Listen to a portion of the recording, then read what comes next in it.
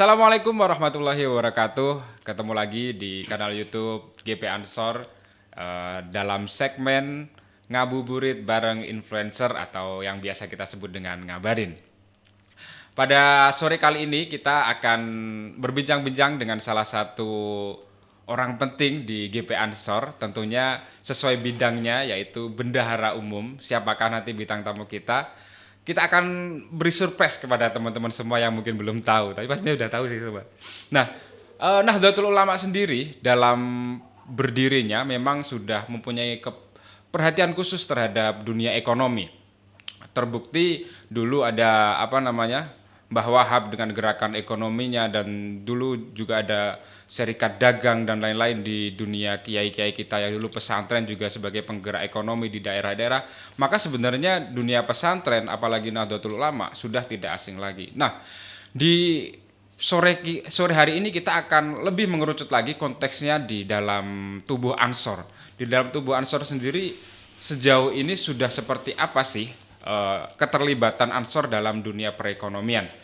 Terlebih untuk membangkitkan warga Nahdliyin di bidang ekonominya masing-masing. Nah, sore ini kita sudah bareng dengan Bendahara Umum Pimpinan Pusat Gerakan Pemuda Ansor, ada Bang Sahabat Adin Jauharudin. Selamat sore Bang, Assalamualaikum warahmatullahi wabarakatuh. Selamat sore, waalaikumsalam warahmatullahi wabarakatuh. Alhamdulillah sehat ya Bang ya? Alhamdulillah sehat.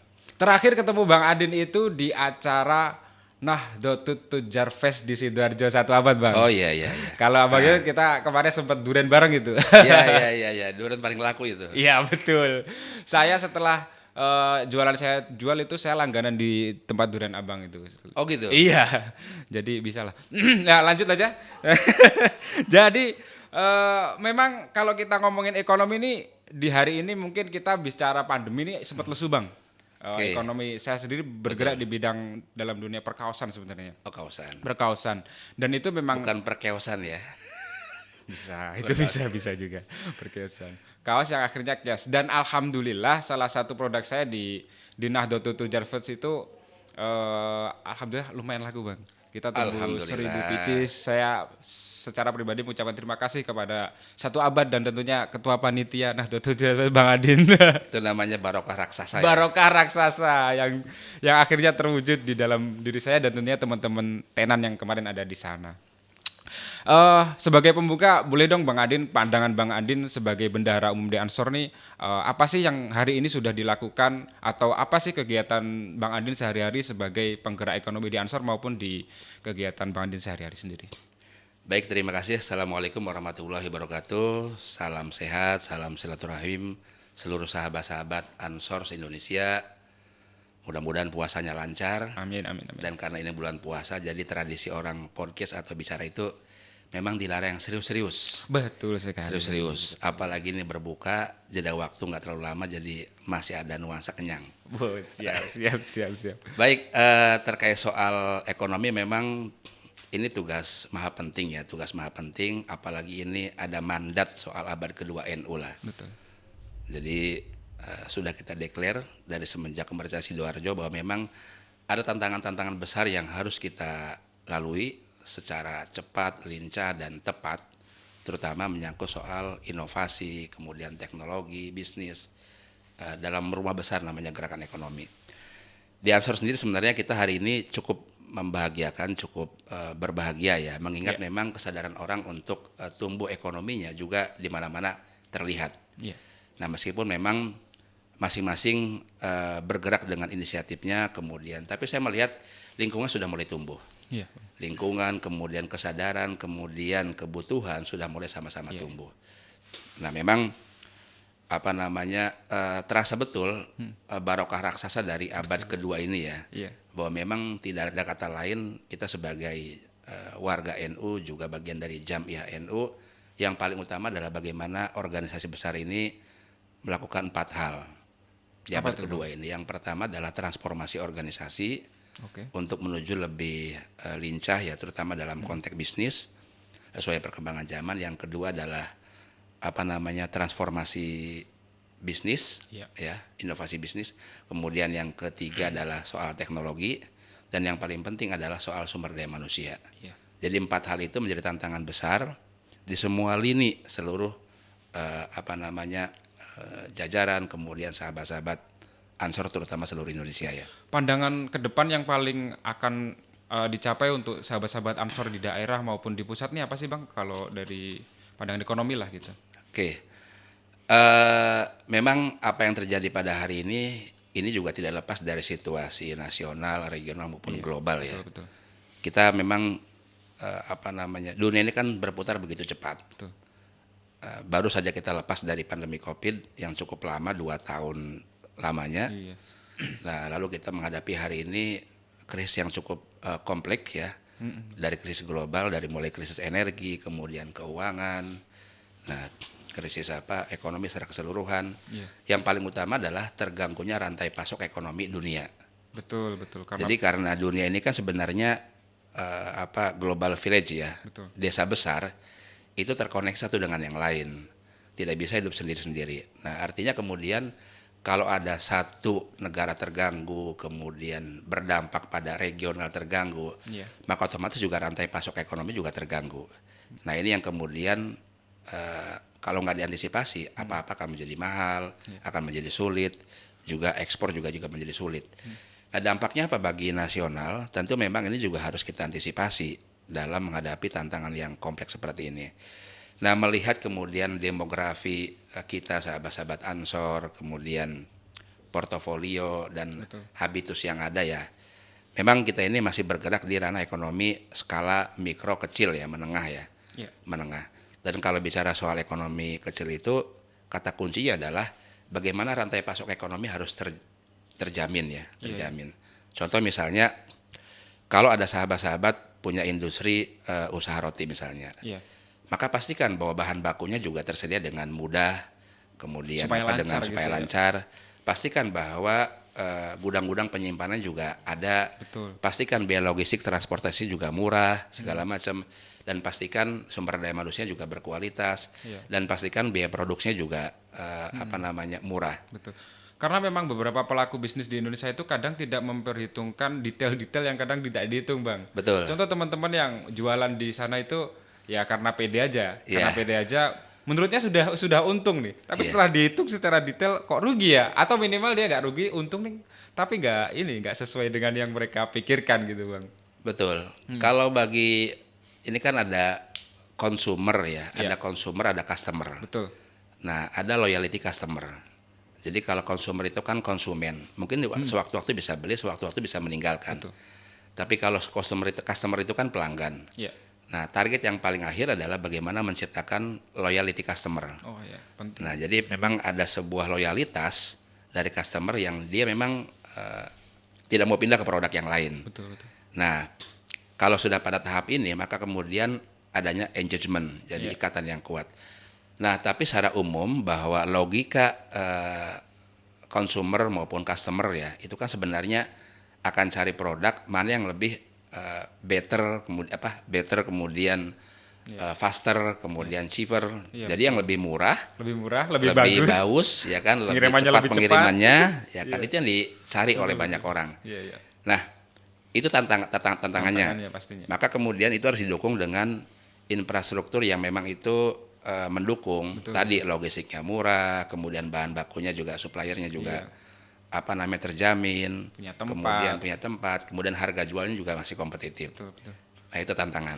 Terus tadi Bang Adin sempat nyinggung ini soal transformasi itu. Iya. Nah, transformasi digital di dunia perekonomian kan cepat banget, Bang. Cepat. Ini mungkin teman-teman harus nimba ilmu dari Bang Adin nih. Gimana sih menyikapi ini biar kita cepat juga transformasinya ke pindahan ini ke dunia digital ini, Bang? Oke. Seluruh dari transformasi ini sebenarnya letaknya ada pada sumber daya manusia. Betul. Nah, apapun sektornya, mau di pendidikan apalagi ekonomi itu akan bertumbuh pada kualitas sumber daya manusia. Dan bicara soal sumber daya manusia hari ini kan memang juga sangat kompleks. Betul sekali. Sangat kompleks, apalagi kemudian generasi milenial ya. Betul. Dikenal dengan generasi yang loncat-loncat. Betul.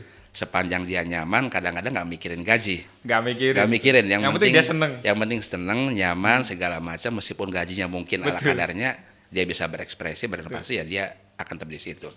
Ini tantangan bagaimana kemudian mengelola sumber daya manusia yang seperti itu.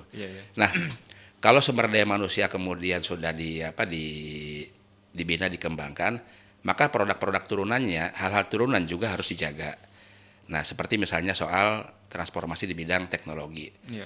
Nah, kita akui bahwa memang hari ini langkah yang paling cepat, kemudian terintegrasi, kemudian ekosistem, kemudian efisiensi, efektivitas itu tidak lain menggunakan teknologi. Iya. Jadi itu yang membuat ujung-ujungnya adalah soal daya saing. Betul. Bisakah produk kita mempunyai daya saing? Daya saing itu artinya apa? Daya saing itu artinya lebih bagus, lebih murah, kualitas, kemudian keberlanjutan, itu daya saing.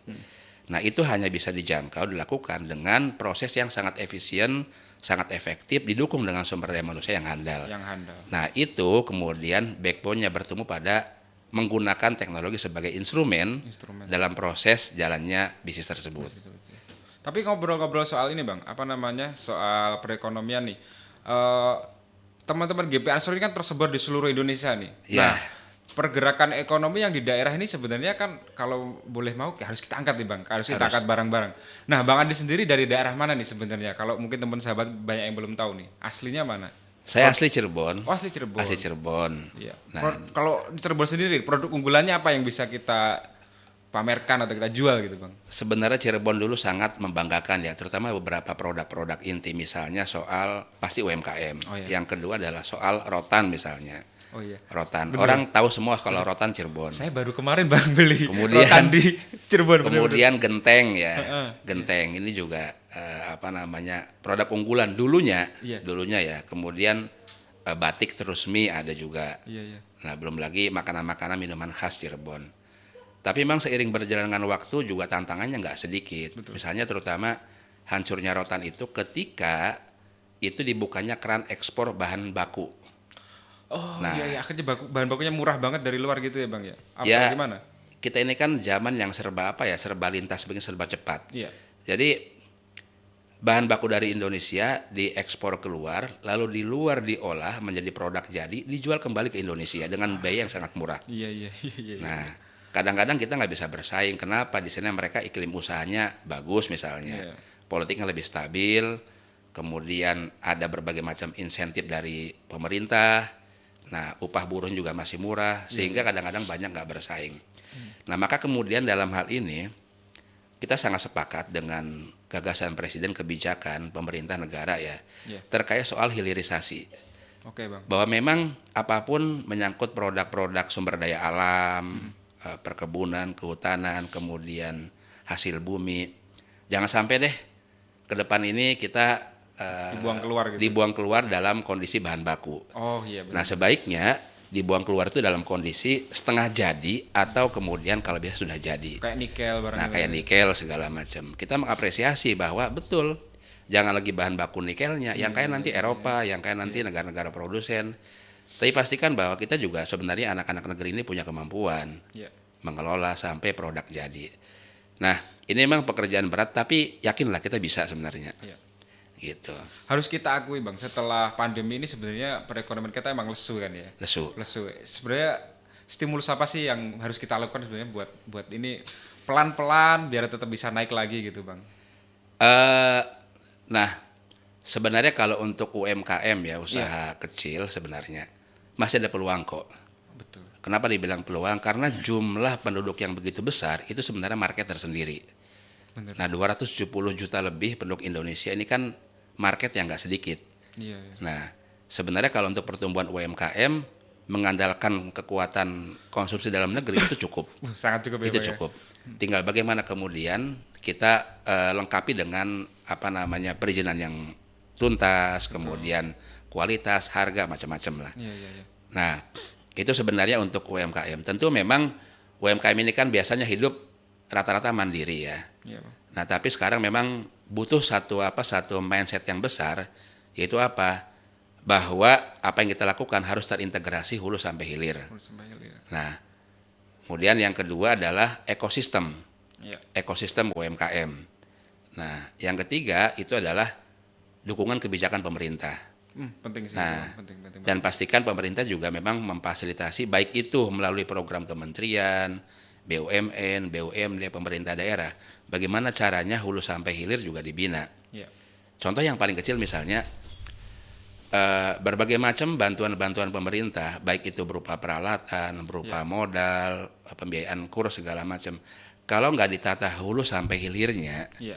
ya kan, nggak diedukasi sumber daya manusianya, pasarnya, kemudian cara produksi barangnya yang bagus segala macam, teknologinya nggak dipertemukan dengan para inovator, itu juga percuma bantuan-bantuan itu. Balik lagi soal SDM berarti Bang ya? SDM, SDM lagi-lagi ya? SDM. Karena kalau itu SDM nggak diedukasi dengan baik ya lagi-lagi muter gitu-gitu lagi. Lagi-lagi muter gitu. Dan nggak akhirnya jadi nggak berkembang. Oke, saya soal kita balik ke Nahdlatul Tujar nih Bang Adin. Iya. Kemarin kita bilang dalam tanda kutip sukses besar lah Nahdlatul Tujar, dan mereka semua orang tahu Alhamdulillah. ada event Nahdlatul Tujar. Nah, ke depan apa nih program buat Nahdlatul Tujar nih? Pandangan Bang Adin nih ke depan. Jadi, nah ini banyak orang kadang-kadang juga mungkin perlu sedikit penjelasan ya, bahwa Nahdlatul Tujar ini kan satu emang soal fakta sejarah. Iya, betul. Nah, soal fakta sejarah yang umurnya dulu nggak lama. Iya, Secara organisasi ya komunitas hanya 8 tahun sebelum NU berdiri. betul.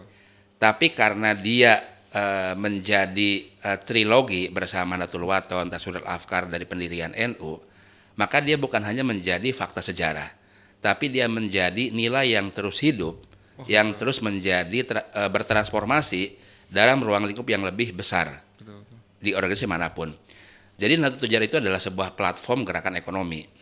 Artinya semua organisasi NU boleh untuk menggunakan nama Nahdlatul Tujar ya, secara gitu institusi ya, ya, secara institusi secara institusi. Nah, termasuk kita kemarin kan bikin Nahdlatul Tujar Fest. Iya. Nah, termasuk transformasi cara-cara baru, bagaimana mengolah sumber daya manusia yang lebih yang lebih lincah, yang lebih kompeten.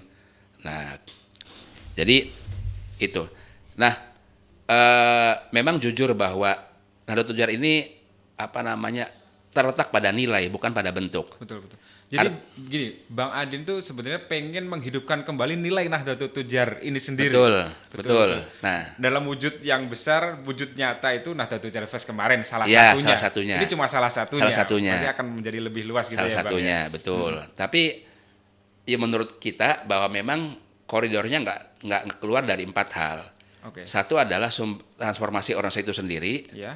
Nah, itu apa? Misalnya kita banyak melakukan gerakan untuk mewadahi berbagai macam jenis usaha. Betul. Baik itu berbentuk koperasi, kemudian mendorong afiliasi teman-teman dengan berbagai macam asosiasi, kelompok-kelompok usaha.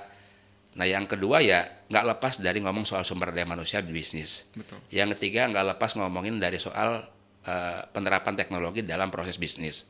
Dan terakhir adalah nggak lepas dari soal inovasi bisnis. Iya. 4 inilah yang kemudian menjadi kerangka besar bagaimana caranya transformasi bisnis itu bisa berjalan. Betul.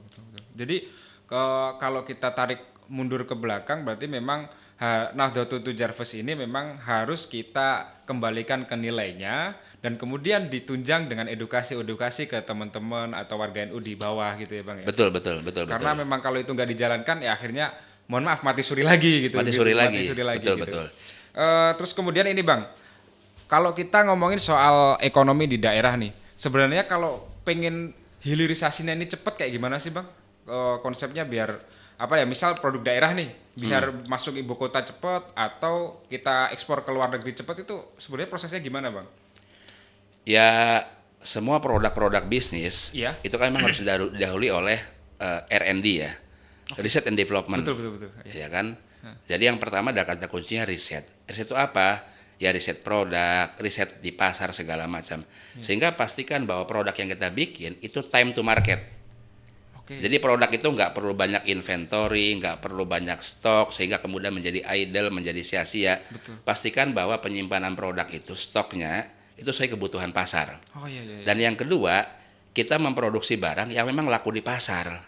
Pasar butuhnya apa? Itulah kita jawab dengan produksi perencanaan produksinya. Iya. Nah, jangan membuat sesuatu yang itu di pasar nggak laku. Nah, untuk sampai tahu pemetaan seperti itu dibutuhkan riset. Betul. Dibutuhkan dulu ya. riset. Karena apa? Perilaku konsumen juga cepat berubah sekarang ini. Misalnya yang paling sederhana ya. Iya. Dulu kalau orang misalnya senang durian ya kan. Durian, ya. Orang mungkin blek makan duren dari buah durennya langsung. Betul. Nah, tapi sekarang begitu banyak varian-varian produk yang bahan bakunya satunya duren. Iya. Contoh misalnya Produk olahan lah ya. produk olahan itu bisa wajik duren, Iya. dodol duren, Dodol es kelapa rasa duren, ya kan. Kemudian mungkin juga apa namanya, kalau ada ke depan frozen rasa duren misalnya, Betul. itu makanan, minuman, Iya, macam-macam. Jadi apa turunan produk dari bahan baku utama itu memang diperlukan. Betul. Nah, ini perlu riset kecil-kecilan sehingga merancang produk itu bisa dengan tepat. Nah, setelah kemudian merancang atau riset ya, baru yang kedua melakukan pengembangan atau inovasi. Nah, kira-kira konsumen senangnya apa nih? Nah, Iya. bahkan kalau kita melihat ya misalnya, saya nggak perlu sebut merek, tapi bagaimana sebuah perusahaan besar misalnya memproduksi makanan instan, itu untuk memenuhi selera konsumen, ya dia menemukan satu inovasi dengan membuat rasa tiap daerah yang berbeda-beda. Betul. Kare misal mie Nah, kare rasa iya, kare, jadi rasa soto. rendang, rasa apa segala macam. Itu dalam rangka menjawab kebutuhan perubahan perilaku konsumen. Iya. Nah, maka sekecil apapun harus ada riset kecil-kecilan. Walaupun kadang pilihan-pilihan itu hanya sekedar pilihan, tetap Pilihan. kesukaan manusia, misalnya konteksnya mie ya tetap Indomie goreng misalnya. Iya. Walaupun kita nggak sponsori ya, ini nanti disensor aja Pak. Tolong. Enggak.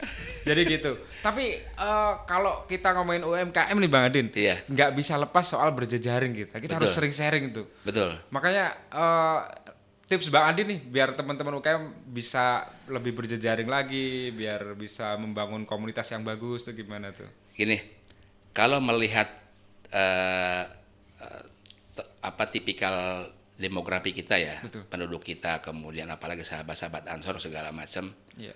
memang selain bisnis existing yang masing-masing mengelola, Betul. ini yang paling memungkinkan adalah usaha yang bersifat jaringan. Jaringan itu bisa waralaba atau franchise ya. Betul.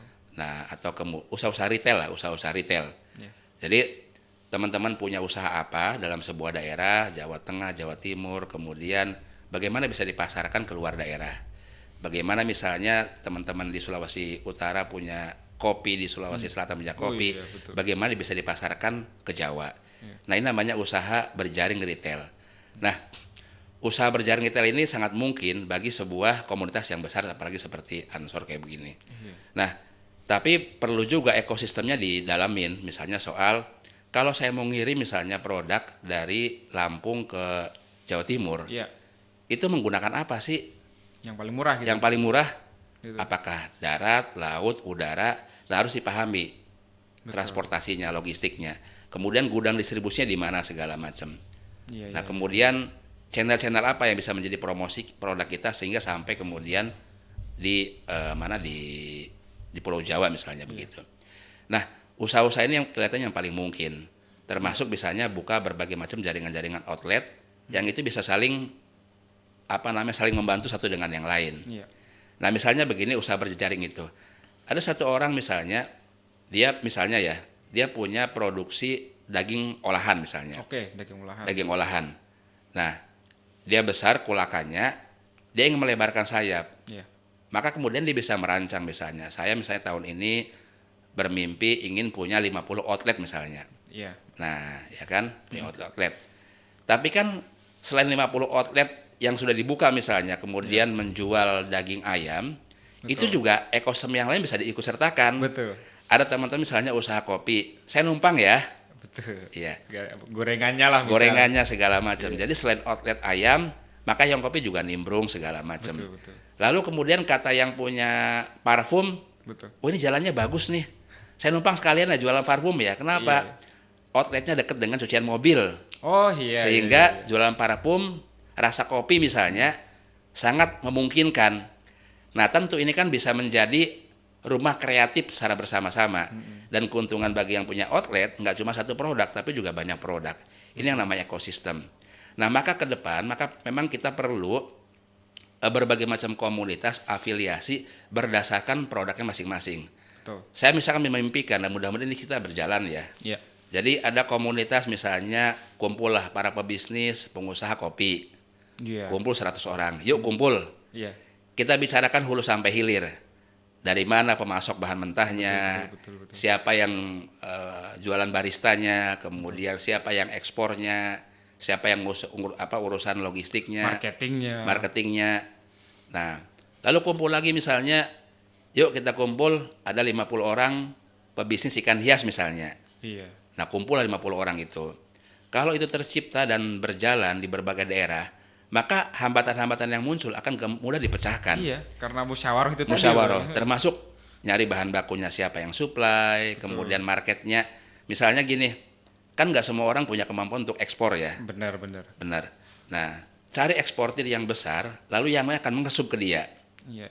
Nah, saya numpang dong untuk ekspor, karena saya nggak bisa sendiri misalnya. Iya. Nah, ini manfaatnya kalau ada komunitas. Betul banget. Karena juga kader kita begitu besar, Bang. Begitu Sekian besar. juta, Bang, kader Begitu kita, besar. kader Ansor tuh. Sayang sekali kalau ini tidak bisa membangkitkan ekonomi kita. Makanya Ya. memang benar-benar harus kita garap dengan maksimal, Bang, ya nggak sih? Ya, jadi kalau sudah kumpul komunitas begitu berdasarkan sektornya masing-masing, Iya. nah, maka kemudian posisi tawar sahabat-sahabat dengan asosiasi, dengan perusahaan-perusahaan yang lain Iya, jadi akan kuat sangat ya. tinggi. Betul. Nah, Jadi lebih enak lobbynya ya. Lebih enak lobbynya. Dengan pihak-pihak ini ya, betul. eksportir dan lain-lain. Iya. Gitu. Oke, Bang Adin, sebenarnya saya masih pengen ngobrol banyak nih, cuma kayaknya waktu kita terbatas, Bang Adin. Oke. Mungkin lain kali bisa kita sambung lagi. Oke. Bisa offline juga, Bang, kayak Bang Adin. Bisa. Terima kasih banyak, Bang Adin. Tapi sebelum kita tutup, closing statement dulu buat sahabat-sahabat Ansor di pemirsa YouTube, buat mereka biar semangat lagi nih buat ber-UMKM ataupun berekonomi. Kata kuncinya adalah di bisnis itu jangan pernah lelah, jangan pernah bosen, kemudian jangan mikir untung duluan. Wah, bener. Karena apa? Kalau untung pasti target semua orang. Betul. Tapi pertanyaannya adalah kalau dia rugi, siapa untuk bangkit kembali? Betul. Nah, yang pasti kalau rugi harus segera bangkit. Karena apa? Sesungguhnya Tuhan ini mengasih rezeki kepada banyak orang dengan cara-cara yang unik.